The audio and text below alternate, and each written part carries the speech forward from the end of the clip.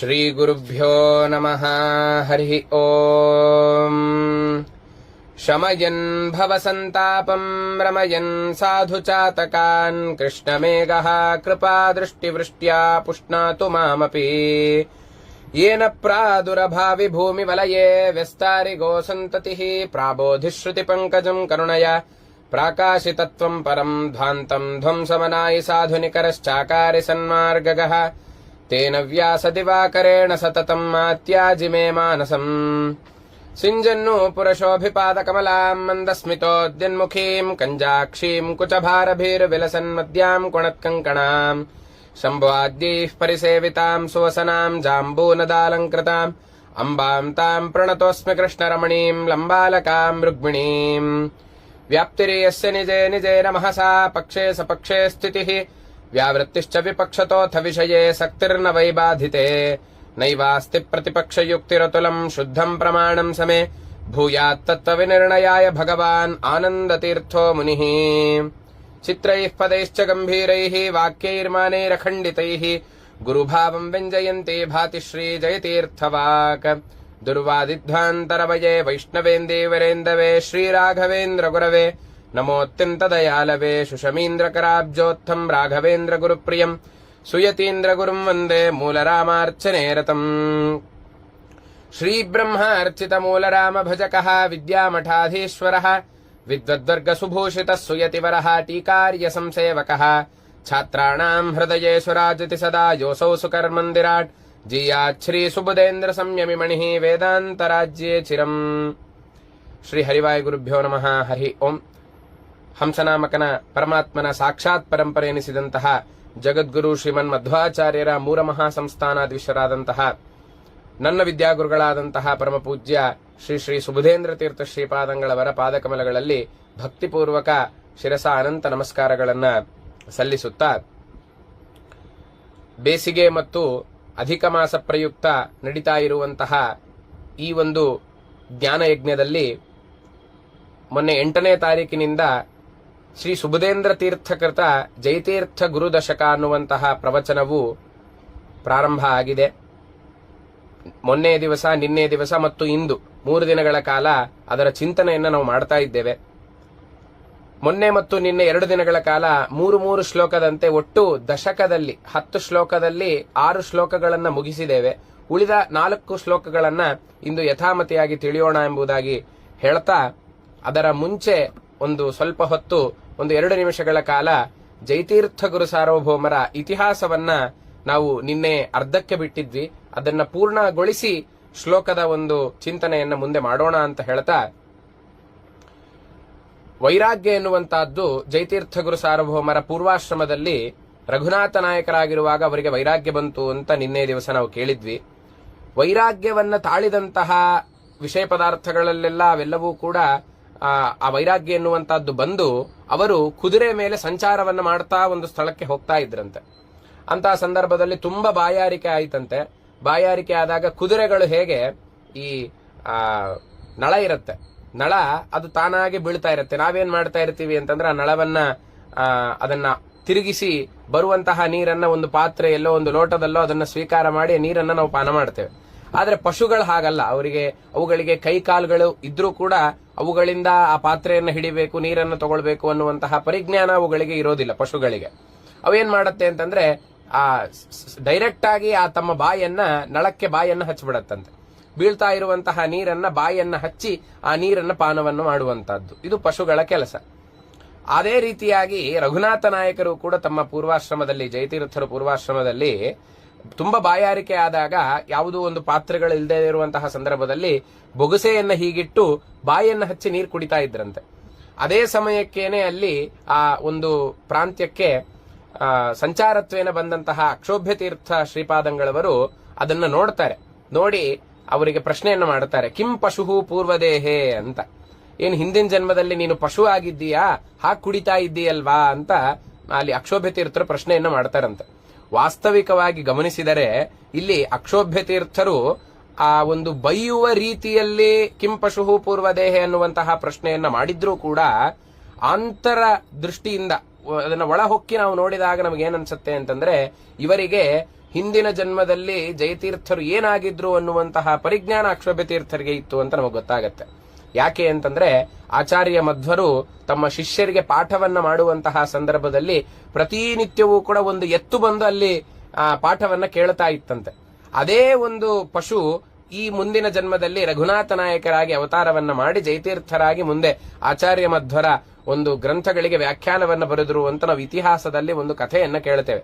ಹಾಗಾಗಿ ಆ ವಿಷಯ ಪದಾರ್ಥದಲ್ಲಿ ಆಸಕ್ತರಾಗಿ ಒಂದು ರಾಜ್ಯವನ್ನ ನಡೆಸುವ ಪಾಳೆಗಾರ ವಂಶದಲ್ಲಿ ಹುಟ್ಟಿದಂತಹ ರಘುನಾಥ ನಾಯಕನಿಗೆ ಹಿಂದಿನ ಜನ್ಮದ ಸ್ಮರಣೆ ಬಂದಿದ್ದಿಲ್ಲ. ಅಂದ್ರೆ ಸ್ಮರಣೆ ಬರಬೇಕಂತಂದ್ರೆ ಏನಾದ್ರೂ ನಾವು ನೋಡ್ಬೇಕು. ಈಗ ಮಾವುತನನ್ನ ನೋಡಿದ ಕೂಡ್ಲೇನೆ ಆನೆಯ ಸ್ಮರಣೆ ಬರುತ್ತೆ. ಅದೇ ರೀತಿಯಾಗಿ ನಮಗೆ ಹಿಂದಿನ ಜನ್ಮದ ಸ್ಮರಣೆ ಬರಬೇಕು ಅಂದ್ರೆ ಏನಾದ್ರೂ ಒಂದು ಸೂಚಕವಾದದ್ದು ಬೇಕು. ಆ ಸೂಚಕವಾದದ್ದನ್ನ ತಿಳಿಸ್ಕೊಡೋದಕ್ಕೋಸ್ಕರವಾಗಿ ಕಿಂ ಪಶು ಪೂರ್ವದೇಹೆ ಅಂತ ಅಕ್ಷೋಭ್ಯ ತೀರ್ಥರು ಕರೀತಾರೆ. ಹಿಂದಿನ ಜನ್ಮದಲ್ಲಿ ಏನಾದ್ರೂ ಪಶು ಆಗಿದ್ದೀಯಾ ಅಂತ. ಕೂಡ್ಲೆ ರಘುನಾಥ ನಾಯಕರಿಗೆ ಹಿಂದಿನ ಒಂದು ಜನ್ಮದ ಒಂದು ಸ್ಮರಣೆ ಎನ್ನುವಂತಹದ್ದು ಆಗಿ ಅವರಿಗೆ ಆ ಒಂದು ವಿಷಯ ಪದಾರ್ಥಗಳಲ್ಲಿ ವೈರಾಗ್ಯ ಬಂದು ಭಗವಂತನ ಒಂದು ಸೇವೆಯನ್ನ ಮಾಡಬೇಕು ಅನ್ನುವಂತಹ ಒಂದು ಅವರಲ್ಲಿ ಆಶಾ ಎನ್ನುವಂತಹದ್ದು ಹುಟ್ಕೊಳ್ಳುತ್ತೆ. ಆವಾಗ ಅಕ್ಷೋಭ್ಯ ತೀರ್ಥರು ಹೇಳ್ತಾರೆ, ರಾಜ್ಯವು ಅಶಾಶ್ವತ, ಎಲ್ಲ ಧನ ಸಂಪತ್ತು ಎಲ್ಲವೂ ಅಶಾಶ್ವತ, ಶಾಶ್ವತನಾದಂಥವನು ಭಗವಂತ ಮಾತ್ರ. ಅವನ ಸಂಬಂಧವನ್ನ ನೀನು ಅದನ್ನ ನೀನು ಅಪೇಕ್ಷಿಸಬೇಕು. ಹಾಗಾಗಿ ನಿನ್ನ ಜೀವನವನ್ನ ಉದ್ಧಾರ ಮಾಡಿಕೋ ಅಂತ ಅಕ್ಷೋಭ್ಯ ತೀರ್ಥರು ಹೇಳಿದಾಗ ಅದೇ ಅಕ್ಷೋಭ್ಯ ತೀರ್ಥರ ಬಳಿ ಬಂದು ರಘುನಾಥ ನಾಯಕ ಪ್ರಾರ್ಥನೆಯನ್ನ ಮಾಡ್ತಾರಂತೆ. ಏನು ಅಂತಂದ್ರೆ, ಸ್ವಾಮಿ ನನಗೆ ನಿಮ್ಮ ಒಂದು ಕೈಯಿಂದಲೇ ಆಶ್ರಮವನ್ನ ಕೊಡಬೇಕು, ನಾನು ಸನ್ಯಾಸಾಶ್ರಮವನ್ನ ಸ್ವೀಕಾರ ಮಾಡಿ ಭಗವಂತನ ಸೇವೆಯನ್ನ ಮಾಡ್ತೇನೆ ಅಂತ ಪ್ರಾರ್ಥನೆಯನ್ನ ಮಾಡಿದಾಗ 1353ನೇ ಇಸ್ವಿಯಲ್ಲಿ ಅಕ್ಷೋಭ್ಯ ತೀರ್ಥರು ರಘುನಾಥ ನಾಯಕರಿಗೆ ಜಯತೀರ್ಥರು ಅನ್ನುವಂತಹ ಹೆಸರನ್ನ ಕೊಟ್ಟು ಅವರಿಗೆ ನಾಮಕರಣವನ್ನ ಮಾಡ್ತಾರಂತೆ. ಆ ನಾಮಕರಣವನ್ನ ಮಾಡುವಂತಹ ಸಂದರ್ಭದಲ್ಲಿ ಮನೆಯಿಂದ ಹೊರಟು ಬಂದಂತಹ ರಘುನಾಥ ನಾಯಕ ಮನೆಯವರಿಗೆ ವಿಷಯವೇ ಗೊತ್ತಿರಲಿಲ್ವಂತೆ. ಈ ತರಹ ಎಲ್ಲ ಘಟನೆ ಆಗಿದೆ, ಸನ್ಯಾಸಾಶ್ರಮ ಆಗಿದೆ, ಏನೂ ಕೂಡ ಗೊತ್ತಿರಲಿಲ್ಲ. ಎಲ್ಲ ಊರೆಲ್ಲ ಪ್ರಚಾರ ಆಯ್ತಂತೆ, ರಘುನಾಥ ನಾಯಕನಿಗೆ ಅಕ್ಷೋಭ್ಯ ತೀರ್ಥರ ಆಶ್ರಮವನ್ನ ಕೊಟ್ಟರು ಅಂತ. ಆವಾಗ ಅಕ್ಷೋಭ್ಯ ತೀರ್ಥರ ಬಳಿ ಬಂದು ಅವರು ಕಲಹವನ್ನ ಮಾಡಿದರಂತೆ, ಜಗಳವನ್ನ ಆಡಿದರಂತೆ. ಅದಾದ ಮೇಲೆ ಜಯತೀರ್ಥರ ಒಂದು ಬಳಿಯಲ್ಲೇ ಹೋಗ್ಬಿಟ್ಟು ಅವರನ್ನ ಹೇಗಾದ್ರೂ ಮಾಡಿ ಆ ಸನ್ಯಾಸಾಶ್ರಮದಿಂದ ಮತ್ತೆ ಪುನಃ ಸನ್ಯಾಸಾಶ್ರಮವನ್ನು ತ್ಯಾಗವನ್ನ ಮಾಡಿ ಮನೆ ಕರ್ಕೊಂಡು ಹೋಗೋಣ ಅನ್ನುವಂತಹ ಉಪಾಯದಿಂದ ಜಯತೀರ್ಥರ ಬಳಿಯಲ್ಲಿ ಹೋದ್ರೆ ಜಯತೀರ್ಥರು ಒಂದು ಕೋಣೆಯಲ್ಲಿ ವಾಸವನ್ನ ಮಾಡ್ತಾ ಇದ್ರಂತೆ. ಆ ಕೋಣೆ ಒಳಗಡೆ ಹೋಗುವಂತಹ ಸಂದರ್ಭದಲ್ಲಿ ಭಾರೀ ದೊಡ್ಡ ಸರ್ಪ. ಇವರು ವಾಸ್ತವಿಕವಾಗಿ ಇಂದ್ರಾವತಾರಿಗಳು, ಆದರೆ ಇವರಲ್ಲಿ ಶೇಷನ ಒಂದು ಆವೇಶ ಇತ್ತು. ಆದ್ದರಿಂದ ಭಾರೀ ಒಂದು ಸರ್ಪ ಒಂದು ಬೆನ್ನಲ್ಲಿ ಕುಳಿತುಕೊಂಡು ಒಳ್ಳೆ ಪ್ರಕಾಶಮಾನವಾದಂತಹ ತೇಜಸ್ಸು ಅವರಿಂದ ಹೊರಹೊಮ್ತಾ ಇತ್ತಂತೆ. ಅದನ್ನ ನೋಡಿ ಮನೆಯವರೆಲ್ಲರಿಗೂ ಕೂಡ ಗಾಬರಿ ಆಯ್ತಂತೆ. ಯಾಕೆ ಅಂದ್ರೆ ಪೂರ್ವಾಶ್ರಮದಲ್ಲಿ ರಘುನಾಥ ನಾಯಕ ಯಾವತ್ತೂ ಹಾಗಿರ್ಲಿಲ್ಲ.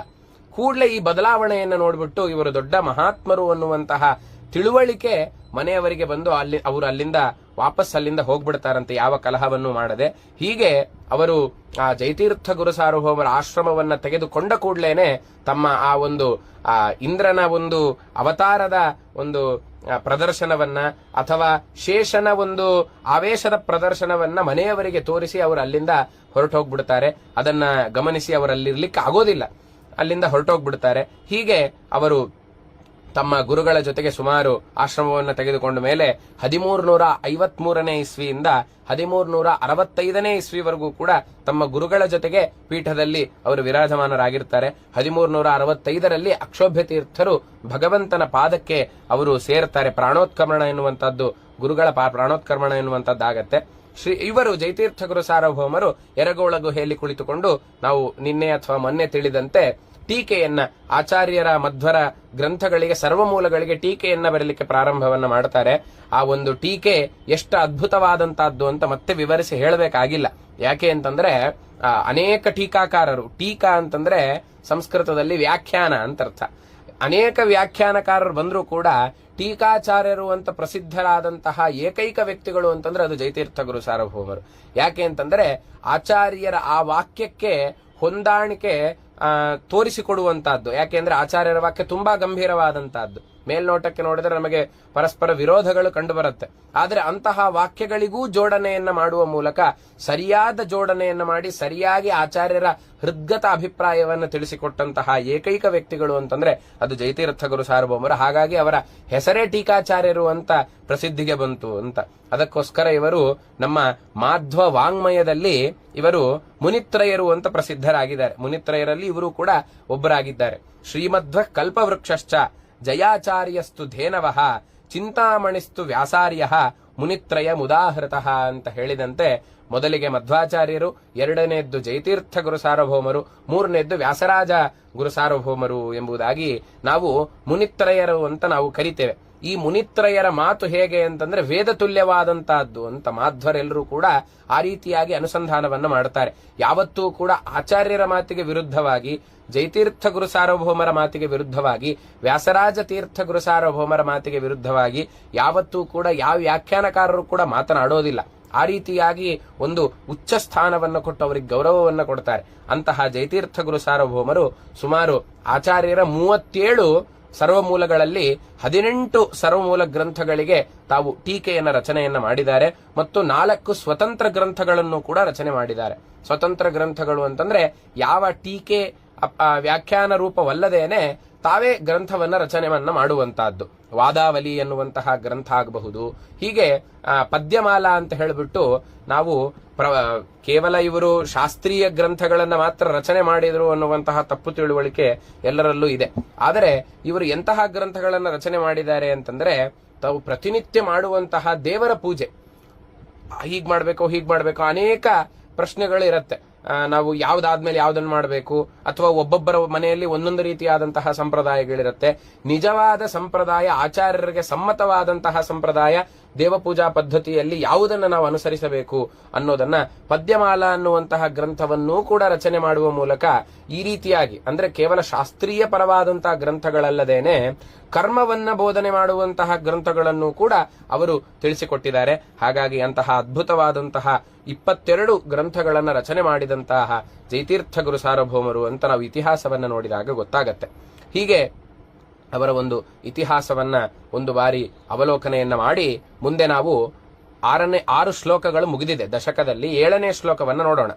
ವರಾಹವದನೋದ್ಭೂತ ತುಂಗಾತೀರ ನಿವಾಸಿನಂ ಜಯತೀರ್ಥ ಗುರುಂ ವಂದೇ ತೀರ್ಥ ಸ್ನಾನ ಫಲಾಪ್ತಯೇ ಎಂಬುದಾಗಿ ಶ್ರೀಪಾದಂಗಳವರು, ಪರಮ ಪೂಜ್ಯ ಸುಬುಧೇಂದ್ರ ತೀರ್ಥ ಶ್ರೀಪಾದಂಗಳವರು ರಚನೆಯನ್ನ ಮಾಡ್ತಾರೆ. ಏನದು ಅಂತಂದ್ರೆ ತೀರ್ಥ ಸ್ನಾನ ಫಲ. ನಾವು ಅನೇಕ ತೀರ್ಥಕ್ಷೇತ್ರಗಳಲ್ಲಿ ಹೋಗ್ತಾ ಇರ್ತೇವೆ, ಅಲ್ಲಿ ಇರುವಂತಹ ನದಿಗಳಲ್ಲಿ ನಾವು ಮುಳುಗಿ ಸ್ನಾನವನ್ನು ಕೂಡ ಮಾಡುತ್ತೇವೆ. ಆದರೆ ಅಲ್ಲಿ ನಾವು ಕೇವಲ ಸ್ನಾನವನ್ನ ಮಾಡೋದಾದರೆ ಮನೆಯಲ್ಲಿ ಮಾಡಿದಂತಹ ಸ್ನಾನಕ್ಕೂ ಅದಕ್ಕೂ ವ್ಯತ್ಯಾಸವೇ ಇಲ್ಲ ಅಂತ ಆಗ್ಬಿಡುತ್ತೆ. ಅಲ್ಲೂ ಕೂಡ ಇಲ್ಲೂ ಕೂಡ ನದಿಯಿಂದಲೇ ನೀರು ಬರ್ತಾ ಇರುತ್ತೆ, ಇಲ್ಲೂ ಕೂಡ ಒಂದು ಬಕೆಟ್ ಇಂದ ನೀರನ್ನು ಹಾಕೊಳ್ತೇವೆ, ಅಲ್ಲೂ ಕೂಡ ಅಲ್ಲಿ ಮುಳುಗಿ ನೀರನ್ನು ಹಾಕೊಳ್ತೇವೆ. ಅಷ್ಟೇ ವ್ಯತ್ಯಾಸ ಬಿಟ್ರೆ ಬೇರೇನೂ ಇಲ್ಲ. ಆದ್ರೆ ಅಲ್ಲಿ ಮಾಡಿದ್ರೆ ಪುಣ್ಯ, ಇಲ್ಲಿ ಮಾಡಿದ್ರೆ ಪುಣ್ಯ ಯಾಕಿಲ್ಲ ಅಂತಂದರೆ ಮಾಡುವ ವಿಧಾನದಲ್ಲಿ ವ್ಯತ್ಯಾಸ ಇದೆ. ನಾವು ಯಾವತ್ತೂ ಕೂಡ ತೀರ್ಥ ಕ್ಷೇತ್ರದಲ್ಲಿ ಮುಳುಗುವಾಗ ಸುಮ್ಮನೆ ನೀರಲ್ಲಿ ಮುಳುಗ್ತಾ ಇದ್ದೇವೆ ಅನ್ನುವಂತಹ ಅನುಸಂಧಾನ ಇರಬಾರದು. ಅಲ್ಲಿ ಒಂದು ನದಿಯ ತೀರದಲ್ಲಿ ವಾಸ ಮಾಡ್ತಾ ಇರುವಂತಹ ಮಹಾತ್ಮರ, ಭಗವಂತನ, ದೇವತೆಗಳ ಒಂದು ಉಪಾಸನೆಯನ್ನ ಮಾಡಿ ಅವರಿಗೆ ನಮಸ್ಕಾರವನ್ನ ಮಾಡಿ ನಾವು ಆ ಒಂದು ತೀರ್ಥದಲ್ಲಿ ಸ್ನಾನವನ್ನ ಮಾಡಿದಾಗ ಅದಕ್ಕೆ ಬರುವಂತಹ ಪುಣ್ಯ ಖಚಿತವಾಗಿಯೂ ಕೂಡ ಬರುತ್ತೆ, ಇಲ್ಲದೆ ಇದ್ರೆ ಬರೋದಿಲ್ಲ ಅಂತ. ಹಾಗಾಗಿ ಅಂತಹ ಒಂದು ತೀರದಲ್ಲಿ ಇರುವಂತಹ ನಾವು ಈಗ ಯಾವ ತೀರ್ಥದ ಬಗ್ಗೆ ಮಾತನಾಡ್ತಾ ಇದ್ದಾರೆ ಅಂತಂದ್ರೆ ತುಂಗಭದ್ರಾ ತೀರ. ತುಂಗಭದ್ರಾ ತೀರದಲ್ಲಿ, ಅದರ ತೀರದಲ್ಲಿ ಇರುವಂತಹ ನವವೃಂದಾವನ ಕ್ಷೇತ್ರ ನಾವೆಲ್ಲರೂ ಕೂಡ ನೋಡಿದ್ದೇವೆ. ಅಂತಹ ನವವೃಂದಾವನ ಕ್ಷೇತ್ರದಲ್ಲಿರುವಂತಹ ಜಯತೀರ್ಥ ಗುರು ಸಾರ್ವಭೌಮರನ್ನ ನಾನು ನಮಸ್ಕಾರವನ್ನ ಮಾಡ್ತೇನೆ. ಯಾಕೆ ಅಂತಂದ್ರೆ ಆ ತೀರ್ಥ ಸ್ನಾನದ ಫಲ ಆಗಬೇಕು ಅಂತಂದ್ರೆ ಅಂತಹ ಮಹಾತ್ಮರ ಒಂದು ಅನುಗ್ರಹ ನಮಗಾಗಬೇಕು ಅನ್ನುವಂತಹ ಅಭಿಪ್ರಾಯದಲ್ಲಿ ಅಂತಹ ಜಯತೀರ್ಥರಿಗೆ ಒಂದು ವಿಶೇಷಣವನ್ನ ಕೊಟ್ಟಿದ್ದಾರೆ. ವರಾಹವದನೋದ್ಭೂತ ತುಂಗಾತೀರ ನಿವಾಸಿನಂ ಅಂತ ಹೇಳ್ತಾರೆ.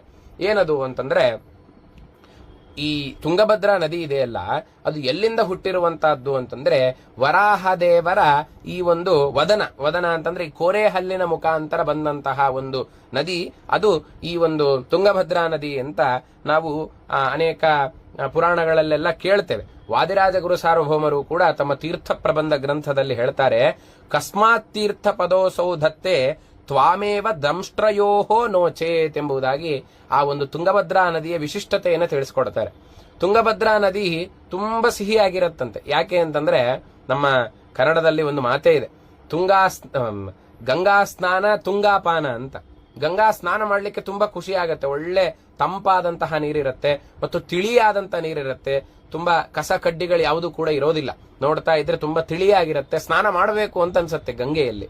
ಅದೇ ತುಂಗಭದ್ರಾದಲ್ಲಿ ನಾವು ಪಾನವನ್ನ ಮಾಡ್ಲಿಕ್ಕೆ ಅತ್ಯಂತ ನಾವು ಆಸೆಯನ್ನ ಪಡ್ತೇವಂತೆ. ಯಾಕೆ ಅಂತಂದ್ರೆ ಅಷ್ಟು ಸಿಹಿಯಾಗಿರತ್ತೆ ಅಂತ.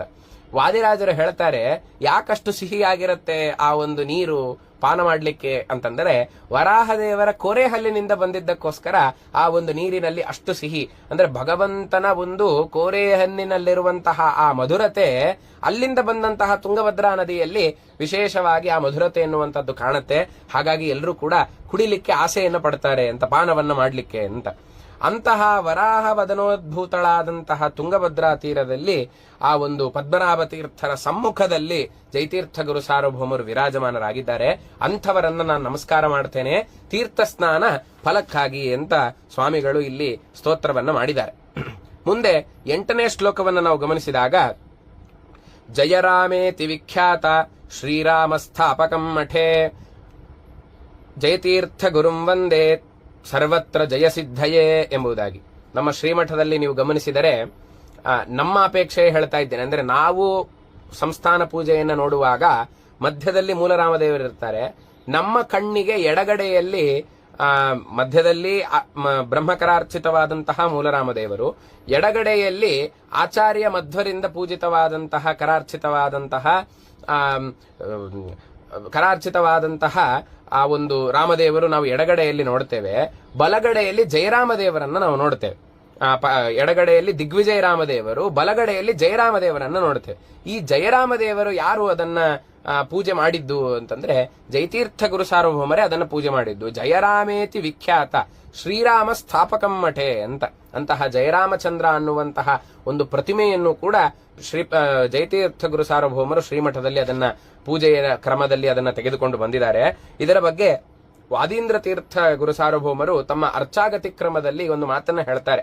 ಜಯತೀರ್ಥಾರ್ಚಿತೋ ದೇವ ವಿಜಯಾದಿಪ್ರದೋ ಸದಾ ಜಯಯಾರಾಜಿತೋ ಶ್ರೀಮತ್ ಜಯರಾಮೋ ವಿರಾಜತೆ ಅಂತ. ಜಯತೀರ್ಥ ಗುರು ಸಾರ್ವಭೌಮರಿಂದ ಪೂಜಿತವಾದಂತಹ ಆ ಒಂದು ಪ್ರತಿಮೆ ವಿಜಯಾದಿಪ್ರದೋ ಸದಾ ಅಂತ. ಸದಾ ಅದನ್ನ ನಾವು ಪ್ರಾರ್ಥನೆಯನ್ನು ಮಾಡಿ ಭಕ್ತಿ ಶ್ರದ್ಧಾದಿಗಳಿಂದ ಪ್ರಾರ್ಥನೆಯನ್ನು ಮಾಡಿದರೆ, ನಾವು ಯಾವ ಒಂದು ಉದ್ದೇಶದಿಂದ ಪ್ರಾರ್ಥನೆಯನ್ನು ಮಾಡಿರ್ತೀವೋ ಅದರಲ್ಲಿ ಖಚಿತವಾಗಿಯೂ ಕೂಡ ಜಯ ಎನ್ನುವಂತಹದ್ದು ಸಿಗತ್ತೆ. ವಿಜಯಾದಿ ಪ್ರದೋ ಸದಾ ಕಾಲದಲ್ಲೂ ಕೂಡ ಜಯ ಎನ್ನುವಂತಹದ್ದು ಸಿಗತ್ತೆ ಅಂತ ಹೇಳ್ತಾರೆ. ಹಾಗಾಗಿ ಅಂತಹದ್ದನ್ನ ಪ್ರತಿಷ್ಠಾಪನೆ ತಮ್ಮ ಸಂಸ್ಥಾನದಲ್ಲಿ ತೆಗೆದುಕೊಂಡು ಬಂದಿದ್ದಾರೆ ಜಯತೀರ್ಥ ಗುರು ಸಾರ್ವಭೌಮರು. ಅದಕ್ಕೋಸ್ಕರ ಸ್ವಾಮಿಗಳು ಹೇಳ್ತಾರೆ, ಸರ್ವತ್ರ ಜಯ ಸಿದ್ಧಯೇ ಅಂತ.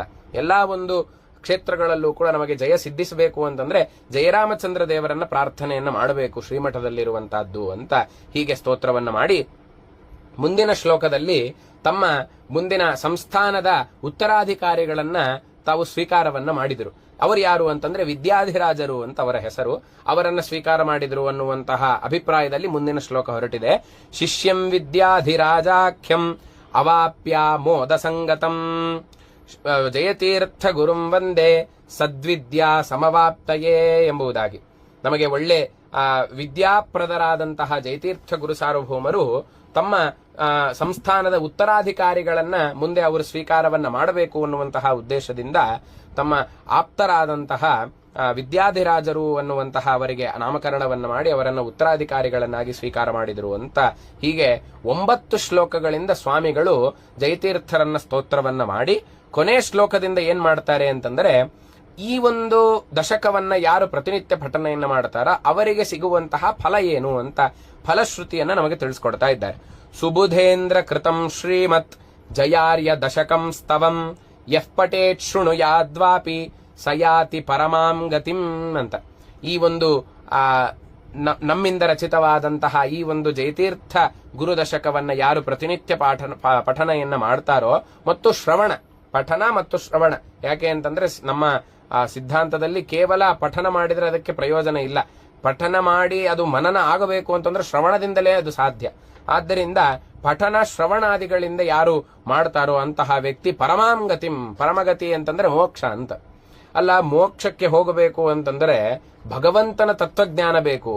ಜೈತೀರ್ಥರ ದಶಕವನ್ನ ಪಠನೆಯನ್ನ ಮಾಡಿದ್ರೆ ಪರಮಾಂಗತಿಂ ಅಂತ ಅಲ್ಲಿ ಹೇಗೆ ಹೇಳಿದ್ರು ಅಂದ್ರೆ ಮೋಕ್ಷಕ್ಕೆ ಹೋಗ್ತೇವೆ ಅಂತ ಸ್ವಾಮಿಗಳು ಹೇಗೆ ಹೇಳಿದ್ರು ಅನ್ನುವಂತಹ ಪ್ರಶ್ನೆ ಬರುತ್ತೆ.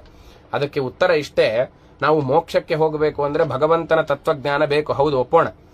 ಆದರೆ ಭಗವಂತನ ತತ್ವಜ್ಞಾನ ನಮ್ಮಲ್ಲಿ ಬರಬೇಕು ಅಂತಂದ್ರೆ ಅದು ತುಂಬಾ ಕಷ್ಟ ಸಾಧ್ಯ. ಅದಕ್ಕೆ ತದೇಕ ಚಿತ್ತವಾಗಿ ನಮ್ಮ ಮನಸ್ಸು ಭಗವಂತನಲ್ಲೇನೆ ಇರಬೇಕು ಅಂತಂದರೆ ಆ ಒಂದು ಭಗವದ್ವಿಷಯಕವಾದಂತ ಮನನವೇ ನಮ್ಮಲ್ಲಿ ಆಗ್ತಾ ಇರಬೇಕು. ಅದಾಗ್ತಾ ಇರಬೇಕು ಅಂತಂದ್ರೆ ಕರ್ಮಾನುಷ್ಠಾನವನ್ನ ಮಾಡಬೇಕು. ಅಂತ ಕರ್ಮಾನುಷ್ಠಾನವನ್ನ ಮಾಡ್ಲಿಕ್ಕೆ ನಮಗೆ ಒಂದು ಅದರಲ್ಲಿ ಪ್ರವೃತ್ತರ ನಾವು ಆಗ್ಬೇಕಲ್ವಾ, ಮನನಾದಿಗಳಲ್ಲಿ ಪ್ರವೃತ್ತರಾಗಬೇಕಲ್ವಾ. ಅದಕ್ಕೆ ಗುರುಗಳ ಒಂದು ಅನುಗ್ರಹ ನಮಗೆ ಯಾವತ್ತೂ ಕೂಡ ಮುಖ್ಯ ಆಗತ್ತೆ. ಅಂತಹ ಗುರುಗಳ ಅನುಗ್ರಹಕ್ಕೋಸ್ಕರವಾಗಿ ಇದನ್ನ ಪಠನೆ ಮಾಡಬೇಕು ಅನ್ನುವಂತಹ ಅಭಿಪ್ರಾಯದಲ್ಲಿ ಪರಮಾಂಗತಿಂ ಅಂತ ಹೇಳಿದ್ದಾರೆ. ಹಾಗಾಗಿ ಒಟ್ಟಾರೆ ನಾವು ಗಮನಿಸಿದರೆ ಗುರುಗಳ ಅನುಗ್ರಹದಿಂದ ಶ್ರವಣ ಮನನಾದಿಗಳಲ್ಲಿ ನಾವು ಪ್ರವೃತ್ತಿ ಮಾಡ್ತೇವೆ. ಶ್ರವಣ ಮನನಾದಿಗಳಿಂದಾಗಿ ಭಗವಂತನ ತತ್ವಜ್ಞಾನ, ಅದರಿಂದ ಭಗವತ್ ಪ್ರಸಾದದಿಂದ ಮೋಕ್ಷ ಅನ್ನುವಂತಹ ನಿಟ್ಟಿನಲ್ಲಿ ಸಯಾತಿ ಪರಮಾಂಗತಿಂ ಅನ್ನುವಂತಹ ಈ ಒಂದು ವಾಕ್ಯವನ್ನ ಸ್ವಾಮಿಗಳು ರಚನೆ ಮಾಡಿದ್ದಾರೆ ಅಂತ ತಿಳಿಸಿಕೊಡ್ತಾ ಈ ಒಂದು ಅದ್ಭುತವಾದಂತಹ ಗುರು ದಶಕವನ್ನ ಬೇಸಿಗೆ ಮತ್ತು ಅಧಿಕ ಮಾಸ ಪ್ರಯುಕ್ತ ನಡೀತಾ ಇರುವಂತಹ ಜ್ಞಾನ ಯಜ್ಞದಲ್ಲಿ ಹೇಳಲಿಕ್ಕೆ ಅವಕಾಶವನ್ನ ಮಾಡಿಕೊಟ್ಟಂತಹ ಪೂಜ್ಯ ಶ್ರೀಪಾದಂಗಳವರಿಗೂ ಮತ್ತು ವ್ಯವಸ್ಥೆಯನ್ನ ಮಾಡಿದಂತಹ ಪುರಾಣಿಕ್ ಬದ್ರಿನಾಥ ಆಚಾರ್ಯರಿಗೂ ಕೂಡ ನಾನು ನಮಸ್ಕಾರ ಪೂರ್ವಕ ಧನ್ಯವಾದಗಳನ್ನ ತಿಳಿಸ್ತಾ ಈ 3 ದಿನಗಳ ಕಾಲ ನಡೆದಂತಹ ಪ್ರವಚನವನ್ನ ರಾಘವೇಂದ್ರ ತೀರ್ಥ ಗುರುವಂತರ್ಗತ ಭಾರತೀಯ ರಮಣ ಮುಖ್ಯ ಪ್ರಾಣ ಅಂತರ್ಗತ ಭಗವಂತನ ಪಾದಪದ್ಮಗಳಲ್ಲಿ ಸಮರ್ಪಣೆ ಮಾಡ್ತಾ ಇದ್ದೇನೆ. ಯಸ್ಸರ್ವಗುಣ ಸಂಪೂರ್ಣ ಸರ್ವದೋಷ ವಿವರ್ಜಿತ ಪ್ರಿಯತಾಂ ಪ್ರೀತಯೇವಾಲಂ ವಿಷ್ಣುರ್ಮೇ ಪರಮಸ್ಸಹೃತ್. ಶ್ರೀಕೃಷ್ಣಾರ್ಪಣಮಸ್ತು.